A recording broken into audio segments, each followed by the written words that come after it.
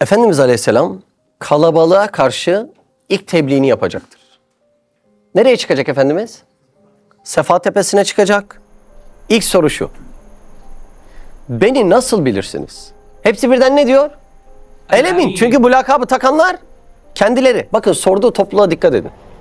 Zina, içki, açıktan zulüm. Topluluğun özelliği bu. Bunları yapan bir topluluk dahi Efendimiz Aleyhisselam'a ne diyor?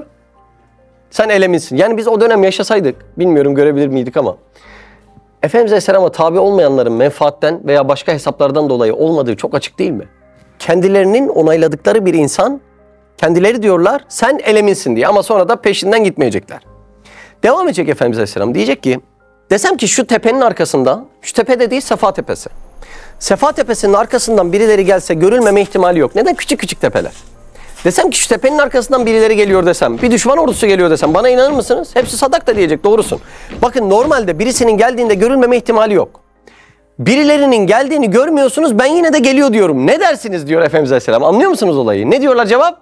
Sadak de. Senin dediğin doğrudur. Ve devam ediyor. Kulu la ilahe illallah Muhammeden Resulullah tuflihu. Allah birdir deyin, Muhammed onun Resulüdür deyin ve tuflihu. Kurtulun diyecek. Herkese haykıracak ama mala, şöhrete, makama tapanlar bu daveti kabul etmeyecekler. Üzücü bir durum. Maalesef o an iman eden olmayacak. Allah Allah. Bir kendinizi koyar mısınız yerine?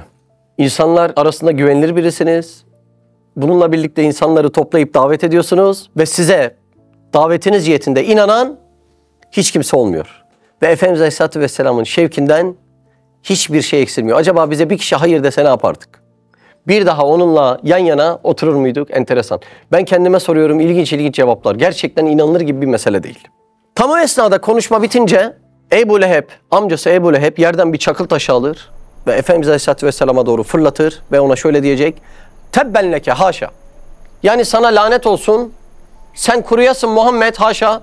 Sen bizi bu mesele için mi buraya topladın diye Efendimiz Aleyhisselam'a çakıl taşı atacak. Onun söylediği ifadeye dikkat ettiniz mi? Nedir? Tebben leke haşa.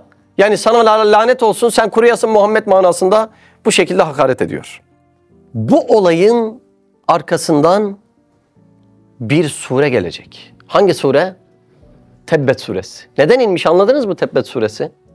Onun söylediği haşa tebben leke diye bu ağır ifadenin karşılığında sure iniyor ve sure neredeyse benzer ifadeyle karşılık veriyor. Ne diyor?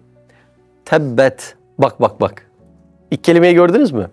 Tebbet yeda ebi lehebi ve tebbe. Bak. Allah Allah. Tebbet yeda ebi lehebin. Böyle dua ile başlayan bir sure başka gördünüz mü? Mümkün değil mi? Çünkü sure beddua ile başlıyor bak. Çok enteresan. Tebbet yeda ebi lehebi ve tebbe. Ebu Leheb'in elleri kurusun. Devamında ve tebbe. Kurudu da diyor.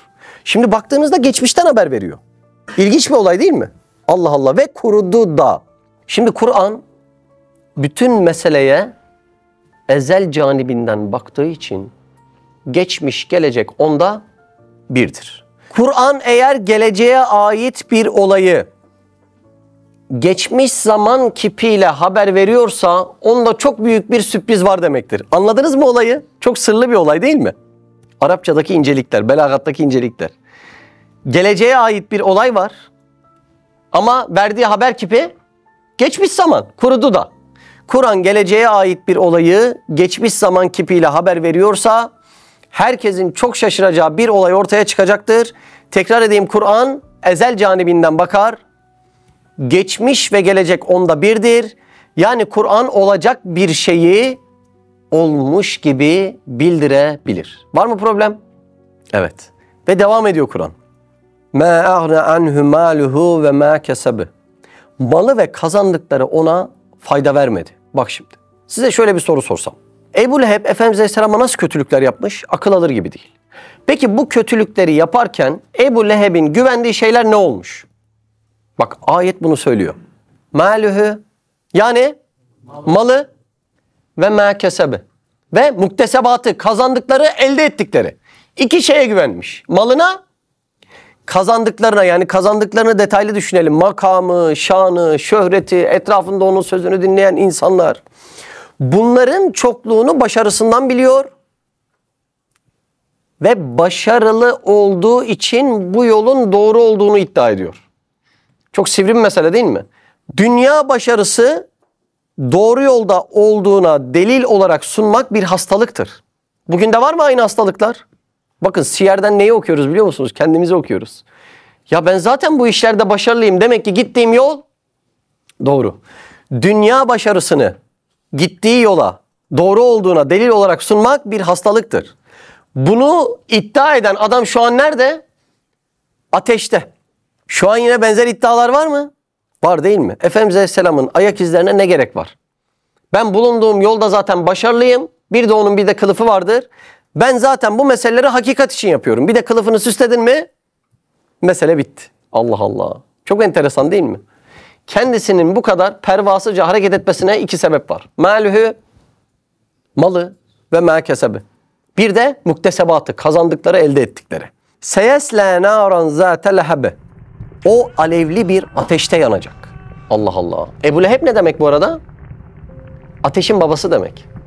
Asıl adı Abdüluzza. Bakın lakabı da enteresan değil mi? Ebu Lehebe. Yani ateşin babası.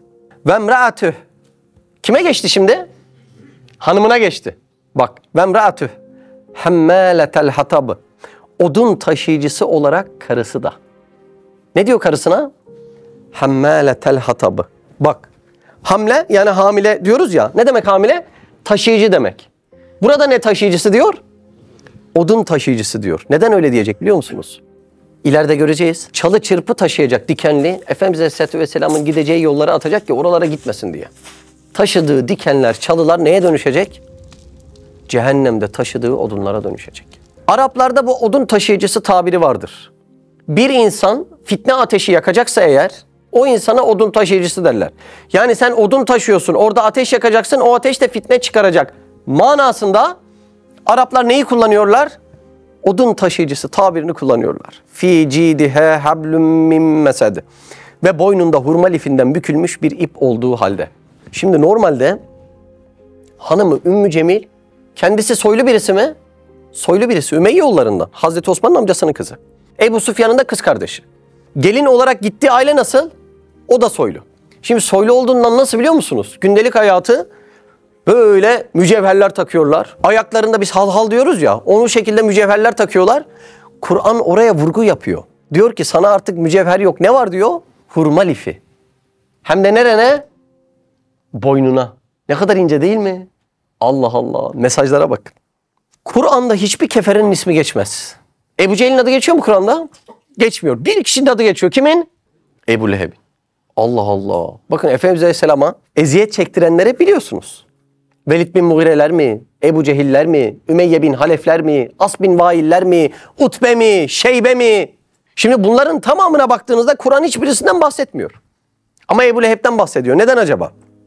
En çok iman etmesi gereken en yakınlar eğer bu mesajı alamazlarsa en çok azap hak eden insanlara dönüşürler.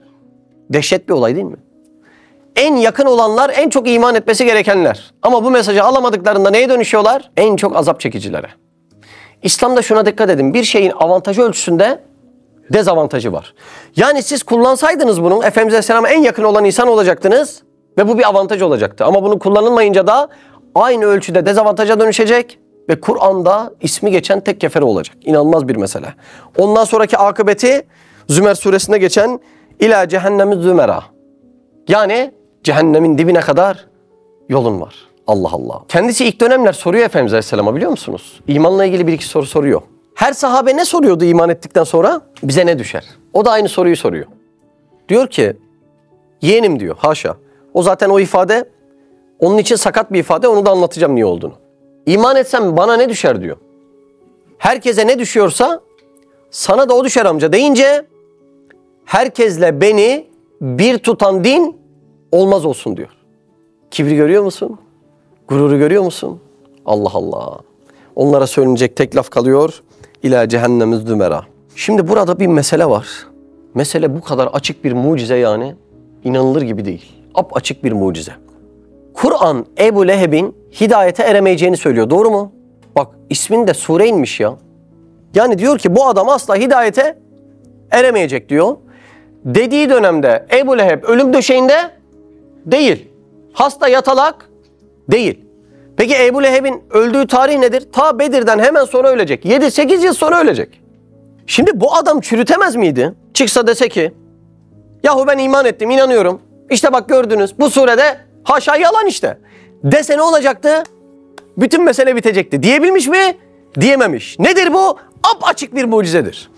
İnsanlara zaman zaman bir mesele anlattığınızda güneşin açıklığı ölçüsünde bu meseleyi de anlatabilirsiniz. Böyle açık bir mucize olur mu ya? Olayı görüyor musunuz? Ya dese ki bak bu kadar sinsi bir adam. Onu çürütmek için bütün gücünü kullanmış bir insan. Çıkıp dese ki ya sure böyle diyor ama ben böyleyim, ben de iman ettim dese ne olacak? Bütün mesele bitecek. Diyebilmiş mi? Diyememiş. Ya böyle mesele olur mu ya? 7-8 yıl sonra Bedir'den hemen sonra ölecek. Nedir bu olay? Mucize değil. Apaçık bir mucize. Apaçık. İnsanlara güneşin aydınlığını anlattığınız gibi bu mucizeyi de anlatabilirsiniz. Allah Allah. Siz de Hayalhanem'in yurt içi ve yurt dışı projelerine destek olmak için buradaki linke tıklayarak online bağışta bulunabilir veya aşağıdaki iletişim numaralarından bizlere ulaşabilirsiniz.